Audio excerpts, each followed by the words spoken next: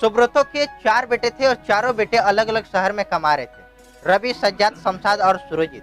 ये चारों बेटे गर्मी की छुट्टियों में गांव जाते हैं और गांव जाकर के आपस में किसी बात को लेकर के अनबन होने के साथ शुरू होती है और बात चल जाती है जमीन जायदाद और माँ बाप की।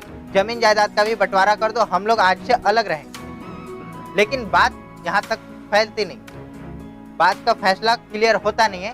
तो गांव के कुछ सलाहकारों ने कहा कि चलो पंचायत में हम लोग ये बात को रखते हैं और पंचायत ही जो फैसला सुनाएगी हम लोग को मंजूर होगी। बात पंचायत में गई, जमीन जायदाद का तो बंटवारा हो गया, लेकिन माँ बाप के बारे में किसी ने नहीं कहा और किसी ने सुना भी नहीं। तो पंचायत के किसी एक बुजुर्ग ने कहा तो मम्मी पापा को कौन रखे।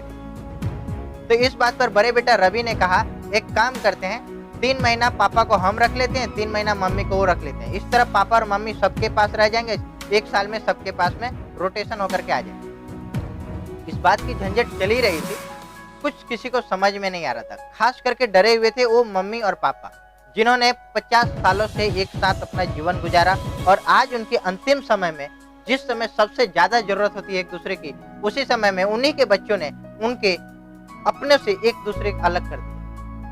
अलग करने की साजिश कर रहे हैं। बहुत दोनों परेशान हैं, दिल बैठता जा रहा है। तभी बाप ने खड़ा होकर के बोला, बेटे मेरे हैं, जमीन जायदाद मेरी है और फैसला भी मैं ही करूंगा। बाप का फैसला सुन करके पूरे पंच हिल गया।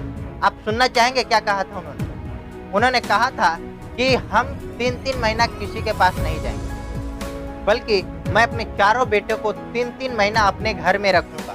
इससे ज्यादा एक दिन भी नहीं रख सकते और बाद बाकी के 9 महीने वो हर एक बेटे अपना अपना जगह अपने मर्जी से रहे। हमें उससे कोई परेशानी नहीं। जिनको मंजूर है मेरा फैसला वो मेरे साथ रहे, जिनको नहीं मंजूर है जाओ यहाँ से। गाइस, बाप का फैसला आपको कैसा लगा? हो सकता है आपको बुरा लगे, लेकिन बाप तो बाप होता है, बाप से पंगा नहीं लेना।